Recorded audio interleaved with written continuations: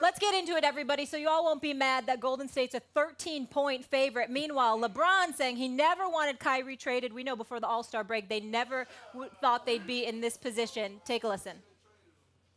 Even if you start back to the summertime when I felt like it was just bad for our franchise to be able to just to trade away our superstar, point guard. I felt like the odds was against us, from the summer. We just had so many things going with our team. We shuffled in different lineups. We shuffled in different players. We made a trade at the deadline. And I can't sit here right now and say that that the finals was a part of my thinking.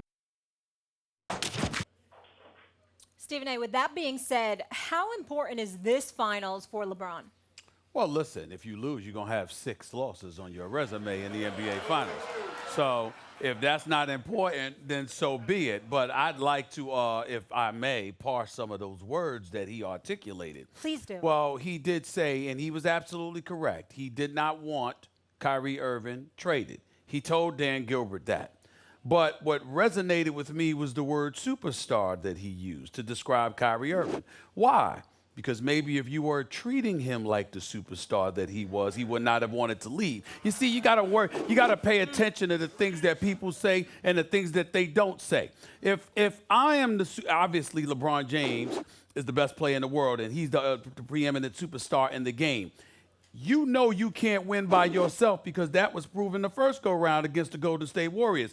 The second go-round, despite the stimulus package that the NBA gave the Cavs by suspending Draymond Green, which is when they should have won the title that year, nevertheless, they did win. Hold on. Nevertheless, they did win. The Cavs did win that go-round. What I'm saying to you is this same Kyrie Irving that averaged 27 one series, averaged 29 the next, proved himself to be a superstar, departed because he didn't want to be treated like some fair-weathered stepchild, okay? He wanted to show that he was worthy of being the face of a franchise. So when I heard that comment, I'm like, well, technically speaking, yeah, you're right. You did tell Dan Gilbert, don't trade him. But he didn't sit up there and say, Dan Gilbert, please don't trade this man. This brother's a superstar. I need him. What he said was, don't trade him. You got his rights. He's locked in for 2 years. What the hell are you doing?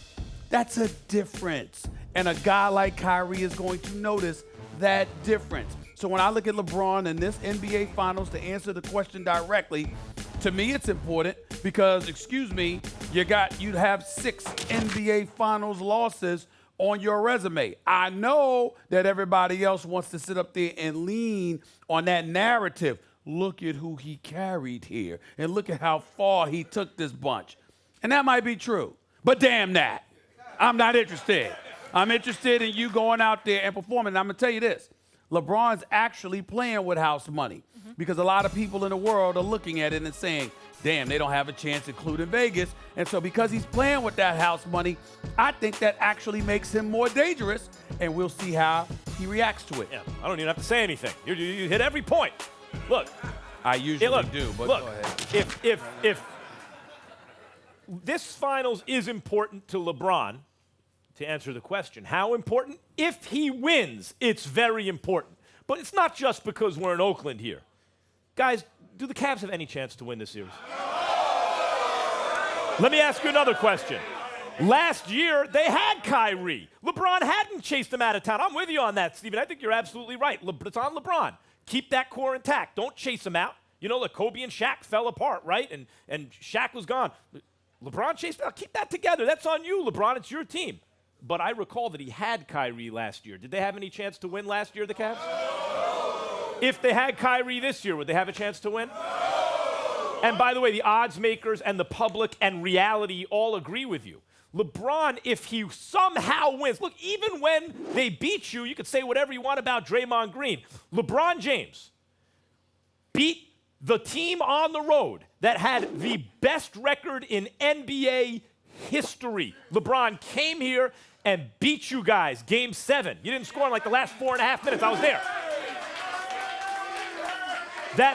The reason that's so incredible is because you guys, the Warriors, are so incredible. That's why it's an amazing accomplishment. If you lose to this team when you're like one of the biggest underdogs in history, no one's going to hold that against you.